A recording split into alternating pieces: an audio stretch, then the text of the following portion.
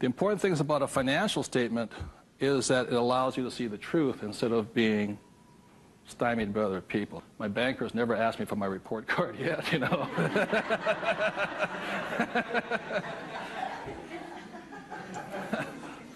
And what your banker asks for is your what? Financials. Because what a banker wants to see is your financial intelligence, not your academic intelligence.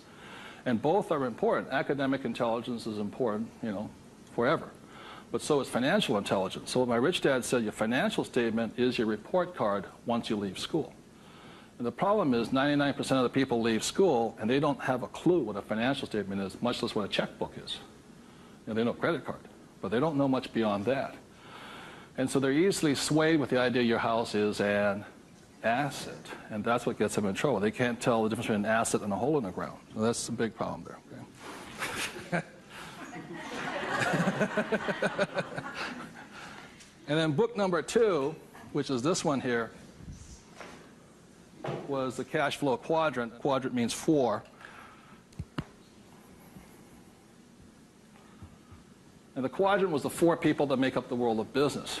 E stands for employee, S stands for self-employed, B stands for business owner, and I stands for investor. So my poor dad always said to me, you know, son, go to school and get a job. So he was programming me to come here. But I kept saying, but I want to be rich. And my mother says, yeah, don't listen to your dad, you know what I mean? My mother was a nurse. And she says, if you really want to be rich, you should become a doctor. They make a lot of money. So my mother was saying become, you know, specialist, self-employed, or small business owner, independent.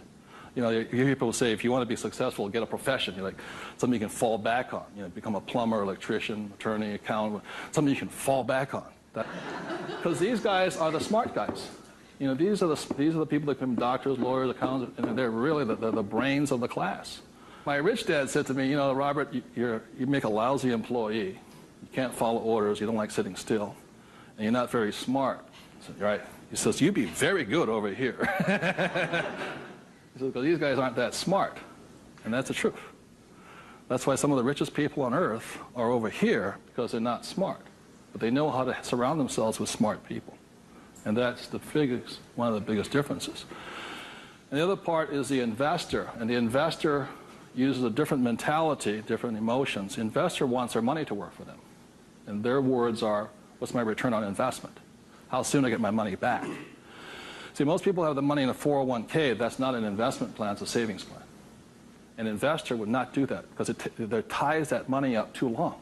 I want my money in and I want my money out. I want to know when it comes back to me. It's called velocity. How soon do I put it in? How soon does it come back? Savers put it in and they leave it there forever. It's a different value system.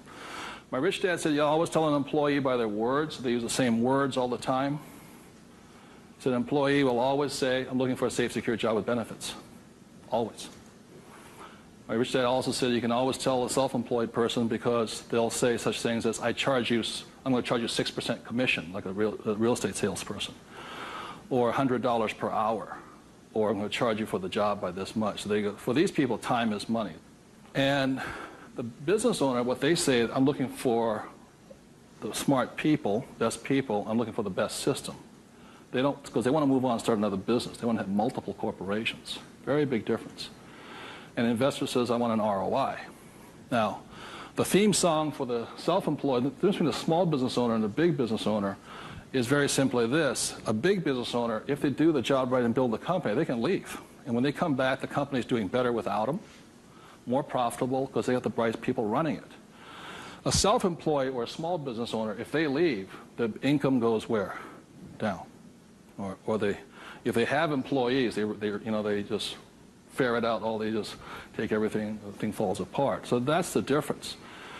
And also the difference between an S and a B is the size of their ideas. Like a lot of times I meet people come up to me and say, I want to start a hamburger stand. One hamburger stand, Whereas the same guy named Ray Kroc comes and says, I'm going to build a hamburger stand all over the world. Difference in vision, idea, and leadership skills. They're very, very different people. And the reason they're different is because emotions. This person here values, it's fear, so they want security. Security drives them hard. So they're fearful. This person over here is lack of trust.